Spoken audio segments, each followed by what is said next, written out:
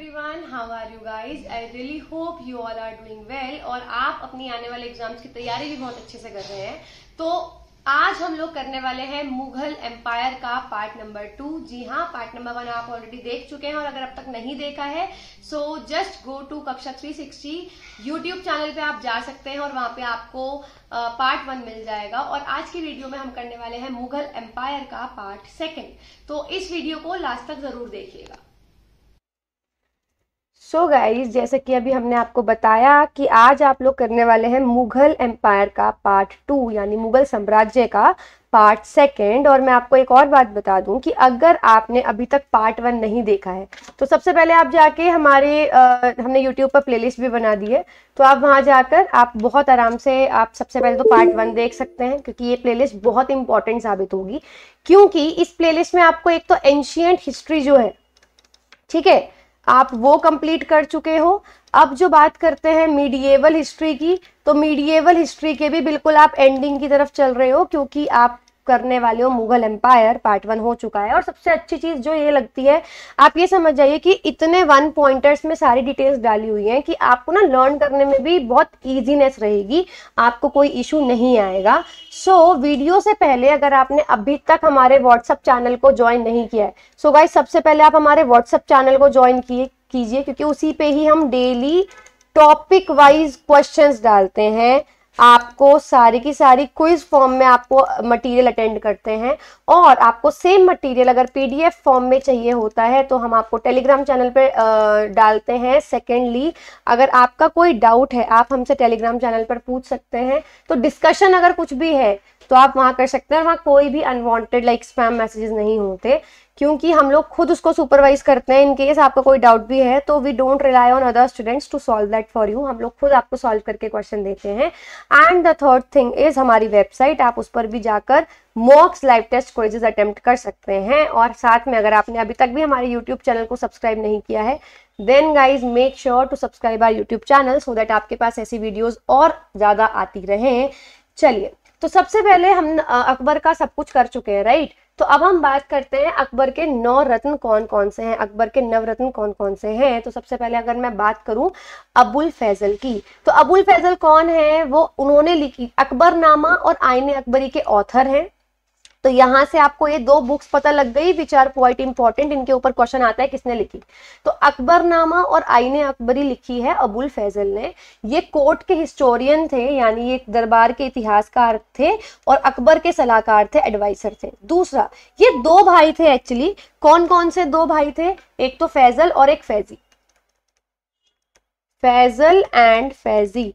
तो ध्यान रखना, और दोनों ही जो है 9 रत्नों में आते थे, ठीक है, 9 रत्नों के अंदर ये आते थे अकबर में। तो फैजल का तो आपको पता लग गया कि इन्होंने अकबरनामा और आईने अकबरी लिखा है। फैजी ने क्या किया? ये कवि थे, ठीक है, ये पोएट थे, पोएट लॉरेट थे, कवि पुरस्कार के विजेता थे, और इन्होंने भगवत गीता को फारसी में अनुवाद किया था। ये ध्यान रखेंगे, ये इसके ऊपर भी क्वेश्चन आता है। राजा बीरबल की बात करते हैं, तो आपको मैं बताऊं ये हिंदू थे। एक पहली बात तो ये, राजा बीरबल हिंदू थे। इनका नाम था महेश दास। ये हिंदू कॉर्टियर थे और अकबर के बहुत ही घनिष्ठ मित्र। आपने सुना भी होगा अकबर और बीरबल की कहानियां, ठीक है। इसके अलावा ये हिंदू थे और ये इकलौते 9 रत्नों में से इकलौते ऐसे रत्न थे जिन्होंने दीन इलाही का धर्म स्वीकार कर लिया था, यानी यूनिवर्सल फेथ जो अकबर ने जो बनाया था तो वो इन्होंने स्वीकार कर लिया था। ये ध्यान रखेंगे। इसके बाद हम बात करते हैं राजा तोडरमल का। राजा तोडरमल कौन थे? तो सबसे पहली बात तो फाइनेंस मिनिस्टर थे। ये बेसिकली जो जोधा भाई थे ना, जो अकबर की जो वाइफ थी, उनके भाई थे, और अकबर ने इनको बहुत इंपॉर्टेंट रोल दे रखा था अपने कोर्ट में। तो ये क्या थे? फाइनेंस मिनिस्टर थे, वित्त मंत्री थे, वजीर माल इनको कहा जाता है। इसके अलावा जो वहां का लैंड रेवेन्यू सिस्टम था कि लैंड से कैसे टैक्स लेते हैं, जिसको जब्त सिस्टम बोला जाता था, वो इन्होंने ही इंट्रोड्यूस किया था, इन्होंने ही बनाया था।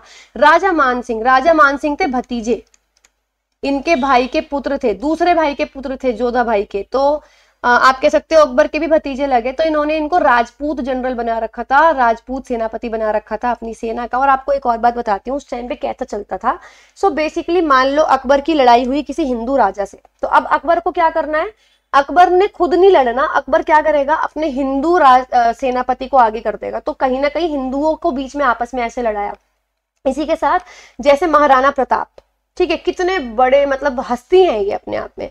1576 में जो हल्दी घाटी का युद्ध हुआ, बैटल ऑफ हल्दी घाटी हुई, तो कायदे में तो वो अकबर के साथ हुई, महाराणा प्रताप की, पर अकबर उसमें खुद लड़ने नहीं गया, उन्होंने किसको भेजा, महाराणा प्रताप, उन्होंने राजा मानसिंह को भेजा। तो मतलब समझ रहे हो कि दोनों राजपूतों के बीच में उन्होंने इस तरीके से लड़ाई कराई।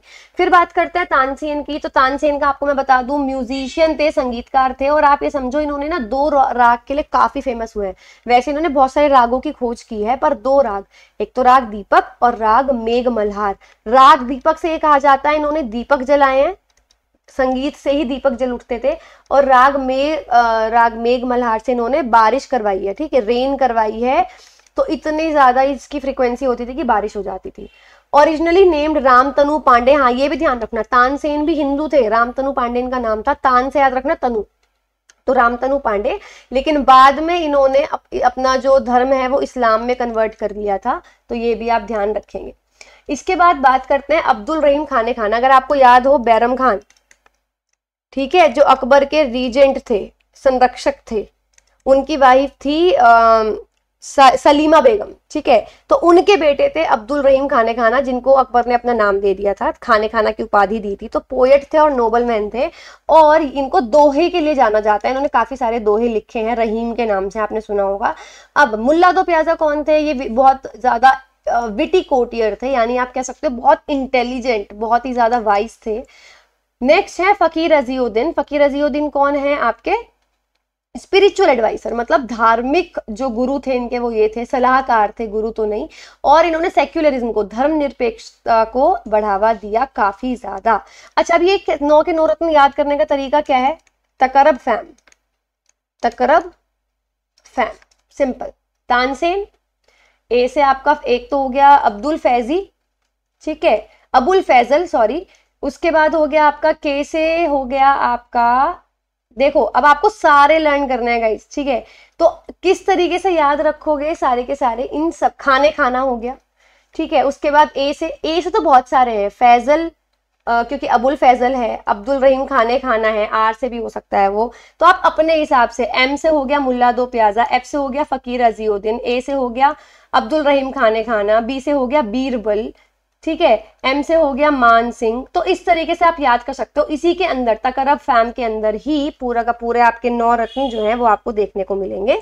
तो ये अच्छे से ध्यान से मतलब आप लोग कर लेना, ठीक है, क्योंकि आपके इसमें से वैसे बहुत रेयर केस होता है कि आपसे ये पूछ लिया जाए कि बताओ इनमें से कौन सा रत्न अकबर का है या नहीं है। बट हाँ, अकबर के रत्नों पे प्रॉपरली जो क्वेश्चन आता है, डायरेक्ट क्वेश्चन आता है कि भाई क्या बोलते हैं, वो बताओ कि ये कौन थे, तो आपको वो याद रखना है, ठीक है। चलो अब नेक्स्ट हम बात करते हैं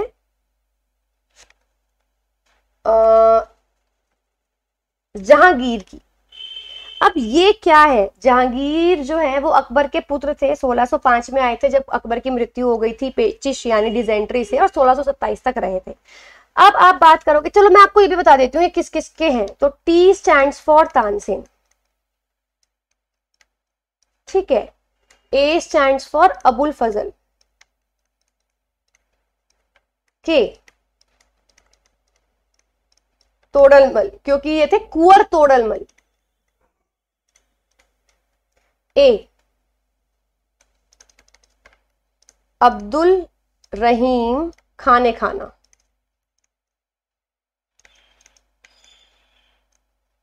ठीक है। उसके बाद आर थे राजा मान Singh,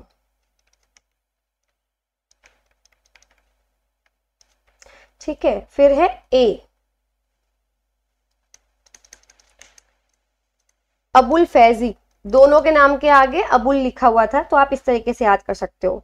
then comes B Birbal, ठीक है। फिर एफ फकीर अजियो दिन, देन एम, ये एफ ए हो गया फकीर अजीउद्दीन, और एम से हो गया आपका मुल्ला दो प्याजा। तो इस तरीके से आपके 9 के 9 जो है वो आपके आ गए, तो ये ध्यान रखेंगे। अब हम बात करते हैं जहांगीर की। देखो जहांगीर जो था वो अकबर का बेटा था, पहली बात तो ये, और ये कहा जाता है जहांगीर और अकबर की बहुत ज्यादा नहीं बनी स्टार्टिंग से। एनीवेज आ जाओ जहांगीर पे। एक तो इस टाइम पे ना, जहांगीर के टाइम पे ये था पेंटिंग्स का क्लाइमैक्स, क्योंकि इनको खुद पेंटिंग का बहुत शौक था, पेंट करने का बहुत शौक था, तो ये इनके टाइम पे पेंटिंग्स का, मुगल पेंटिंग्स का क्लाइमैक्स रहा है, बिल्कुल पीक रहा है। इनको बचपन में सलीम के नाम से जाना जाता था, ठीक है। ये फेमस थे जस्टिस के लिए।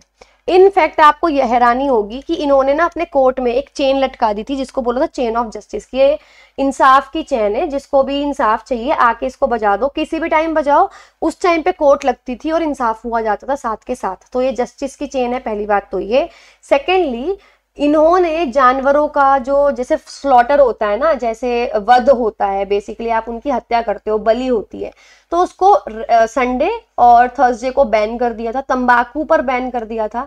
इसके अलावा इनके जो बेटे थे, सलीम के बेटे थे खुसरो ने इनके खिलाफ रिवॉल्ट कर दिया था, जहांगीर के खिलाफ हो गए थे, क्योंकि खुसरो थे वो इंप्रेस हो गए थे 5th सिख गुरु से, जो थे गुरु अर्जुन देव, ठीक है। लेकिन इन्होंने क्या करा, गुरु अर्जुन देव की हत्या करवा दी, उनको आप कह सकते हो मृत्यु दंड दे दिया था, क्योंकि इन्होंने ये समझते थे कि इन्होंने अपने लड़के को, मतलब जहांगीर के लड़के को उन्होंने बहला फुसला लिया है, ये ऐसा सोचा करते थे जहांगीर, तो उन्होंने 5th गुरु को मार दिया। तीसरी चीज, इन्होंने अपनी मेमोरी से जितनी भी अपनी यादें हैं, अपने संस्मरण हैं, वो लिखे हैं तुजुके जहांगीरी में, खुद लिखे हैं इन्होंने, ठीक है। दूसरा, अब देखो एक चीज ध्यान रखना, अकबर के बाद, यानी जब ये आपका टाइम चल रहा था इनका, जहांगीर का, सलीम का, तो अब इस टाइम पे ना, क्योंकि मैंने आपको बोला कि मीडिएवल हिस्ट्री खत्म हो रही है, बीच वाली हिस्ट्री खत्म हो रही है, तो मॉडर्न में क्या है, ब्रिटिशर्स ही तो है, हमारी इंडिपेंडेंस की रेस ही तो है कि कैसे स्ट्रगल रही है, वॉर कैसे रही है। तो ब्रिटिशर्स आने शुरू हो गए थे। 2 साल बहुत इंपॉर्टेंट है, देखो कैसे याद रखोगे, 1605 से आए ना ये, तो 1608 और 1615, इन 2 सालों में दो ब्रिटिशर्स आए थे जहांगीर के कोर्ट में। 1608 में आए थे कैप्टन हॉकिन कुकर से याद रखोगे, और 1615 में आए थे सर थॉमस रो। ध्यान रखेंगे, पहले हॉकिंस का कुकर आया, फिर थॉमस रो आए 1615 में जहांगीर की कोर्ट में, कि हमको ना यहाँ ट्रेड करना है, व्यापार करना है, हमको थोड़ी सी मतलब हर चीज के लिए कंसेशन दे दो, यानी हमें थोड़ा सा आप कह सकते हो व्यापार में रियायत दे दो। और आपको पता है इसने सूरत में अलाउ भी कर दिया था कि आप सूरत में ट्रेड अलाउ कर सकते हो, सर थॉमस रो को। अब इसके और इनफैक्ट सर थॉमस रो को तो आई गेस नहीं, या तो कैप्टन हॉकिंस को या सर थॉमस रो को इन्होंने इंग्लिश खान भी की उपाधि भी दी थी। और आप, हाँ, हॉकिंस को दी थी, सबसे पहले जो आया था इसको दी थी इंग्लिश खान की, अभी आगे आएगा बता दूंगी। और आपको ना एक चीज तो अब तक समझ में आ गई होगी अगर आप वीडियो देख रहे हो, हमारी एंशियंट हिस्ट्री और मीडिएवल हिस्ट्री ना इतनी सही रही है कि यहाँ पे जिस राजा के मन में जो आया उसने अपने आप को वो उपाधि ले ली। किसी ने ली जिले इलाही, किसी ने ले ली गाजी, किसी ने सुल्तान। अब जैसे इन्होंने ये किसी को उपाधि ये अपने आप ले भी लेते थे, ये दे भी देते थे। ये बहुत ज्यादा टैलेंटेड पेंटर थे और इनके शासन काल में मुगल चित्रकला अपने चरम पर थी, पहली चीज। दूसरी चीज, इन्होंने नूरजहां यानी अनारकली से शादी की थी, ठीक है। और आपको मैं बता दूं, अनारकली से बहुत इन्फ्लुएंस्ड थे ये। और जो अनारकली, नूरजहां, इनके 3 नाम हैं, नूरजहां, अनारकली और एक नाम और है आई गेस इनका है मेहरुनिशा, ठीक है। ये 3 नाम हैं। इनके जो पिता थे, ठीक है, मिर्जा गयास बेग, उनके पिता को एतमाद की उपाधि दी थी, पहली चीज तो ये। इनकी जो टॉम्ब है वो जो मकबरा है वो लाहौर में है, ठीक है। इसके अलावा इन्होंने कश्मीर में शालीमार बाग की फाउंडेशन रखी, और आपको पता होगा ये बहुत फेमस है, टिल डेट आज तक बहुत फेमस है। तो शालीमार बाग की इन्होंने फाउंडेशन रखी, और लाहौर में मोती मस्जिद की। आपको अगर पता हो, मोती मस्जिद अकबर ने भी बनवाई थी। कहाँ बनवाई थी? आगरा में बनवाई थी।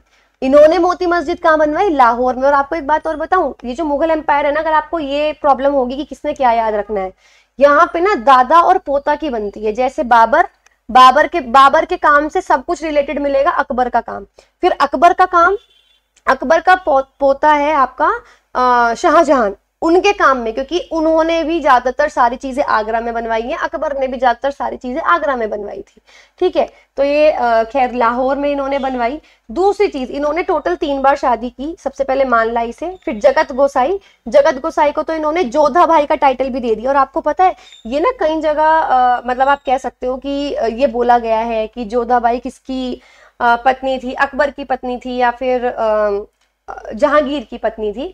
तो आपको मैं बता दूं, प्रूफ किसी चीज का हो या नहीं हो, लेकिन टाइटल इन्होंने, जहांगीर ने अपनी वाइफ को अपनी माँ के नाम का टाइटल दे दिया था, विच इज जोधाबाई।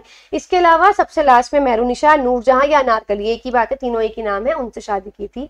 इसके साथ गाइज ये काफी इंपॉर्टेंट है, एक इटालियन ट्रैवलर थे पिएट्रो वेले, ठीक है, ये उनके शासनकाल में आए थे। इनको किंग ऑफ जस्टिस कहा जाता था क्योंकि इन्होंने क्या लगा रखी थी, इन्होंने एक न्याय की श्रृंखला, एक चेन लगा रखी थी जो कोई भी आकर बजा सकता था। जहांगीर ने कैप्टन हॉकिंस को, जो कब आए थे 1608 में, उनको अंग्रेज खान की उपाधि दी थी, इंग्लिश खान की उपाधि दी थी।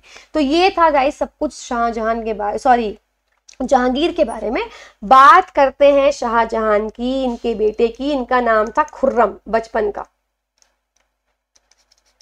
ठीक है, 1628 से 1657 के बीच में आए। और इनके टाइम पे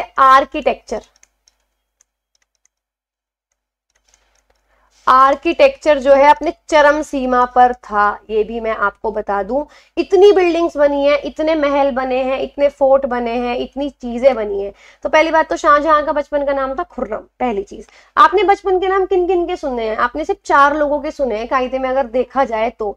एक तो आपने तुगलक डायनेस्टी में पढ़ा था, फिर आपने लोधी डायनेस्टी में पढ़ा था, आई थिंक उनका जोना खान था जो मोहम्मद बिन तुगलक है, ठीक है। उसके अलावा आपने इसमें पढ़ा है, इससे पहले जहांगीर का, शाहजहां का आप पढ़ रहे हो, तो अच्छे से कर लेना। देखो बचपन के नाम पूछे जाते हैं तो ये बहुत इंपॉर्टेंट है। अब इसके बाद इन्होंने मुमताज बेगम से शादी की थी, जो तीसरी पत्नी थी, और इनके साथ इनके 6 बच्चे हुए थे, ठीक है। इसके अलावा इनका जो तोम्ब है वो आगरा में है, मकबरा आगरा में है। इन्होंने ताजमहल बनवाया 1631 में, 17वीं सेंचुरी में। मोती मस्जिद बनवाई आगरा फोर्ट में, ध्यान रखेंगे क्योंकि मोती मस्जिद कई बार आ चुकी है, तो आगरा में बनवाई थी इन्होंने। जामा मस्जिद बनवाई इन्होंने, लाल किला बनवाया इन्होंने, शाहजहांबाद जिसको कहते हैं पुरानी दिल्ली, ठीक है, वो इन्होंने बनवाया।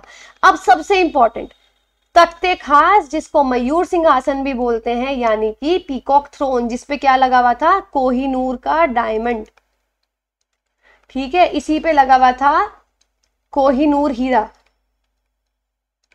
जिसे नादिर शाह जो है लूट के चला गया था, वो आगे पढ़ोगे आप। तो आप समझ लो ये मयूर सिंहासन भी इन्होंने ही बनवाया था, नगीमा मस्जिद भी इन्होंने ही बनवाई थी। इसके अलावा बात करते हैं इनके कोर्ट में जो पोएट थे, जो कवि थे, वो कौन थे? वो थे आपके जगन्नाथ पंडित, पहली चीज। उनसे कौन कौन लोग मिलने आए? विदेशी यात्री, क्योंकि देखो अंग्रेज आ गए थे ना, उसके बाद तो विदेशी यात्री भी खूब आए, जैसे बर्नर, वो फ्रांस से आए थे, ट्रेवेनियर ये भी फ्रांस से आए थे, और मनुची आए थे इटली से, तो ये भी आपको पता होना चाहिए। इनकी ऑटोबायोग्राफी, इन्होंने अपनी जीवनी खुद लिखी जिसका नाम था शाहनामा। इनके काल में मुगल आर्किटेक्चर यानी कि मुगल वास्तुकला का चरमोत्कर्ष था, सबसे प्राइम टाइम पे थी। इन्होंने सिजदा प्रथा को समाप्त कर दिया। सिजदा में जो राजा था उनके हाथ को सिर पे अपनी रखा जाता था और उनको मतलब किस की जाती थी, तो वो इन्होंने बिल्कुल बंद कर दिया।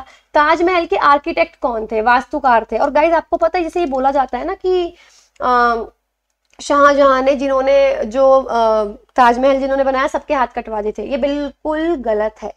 सो बेसिकली जिन्होंने ताजमहल का डिजाइन ड्राफ्ट किया था, जो उसके आर्किटेक्ट थे, 2 लोग थे, उस्ताद अहमद लाहौरी और उस्ताद ईशान खान। इन दोनों के हाथ काट दिए थे ताकि ये दोनों फिर से कुछ इस टाइप का डिजाइन नहीं कर पाए। तो इन दोनों के हाथ काट लिए क्योंकि सारा डिजाइन ही इन्होंने बनाया था, मतलब समझ रहे हो, उस्ताद अहमद लाहौरी और उस्ताद ईशान खान। इसके बाद बात करते हैं औरंगजेब की। सो गाइज आपने इसमें क्या पढ़ा? इसमें जो इंपॉर्टेंट है ना, शाहजहां में इन्होंने क्या क्या बनवाया।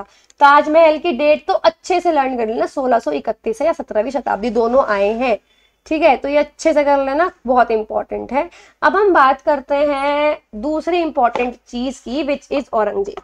तो औरंगजेब में आप क्या करोगे? औरंगजेब में देखो क्या क्यों इंपॉर्टेंट है औरंगजेब। औरंगजेब ना one of the most cruel Mughal ruler में से एक थे, मतलब जिसको बोलते हैं ना बहुत ज्यादा क्रूर।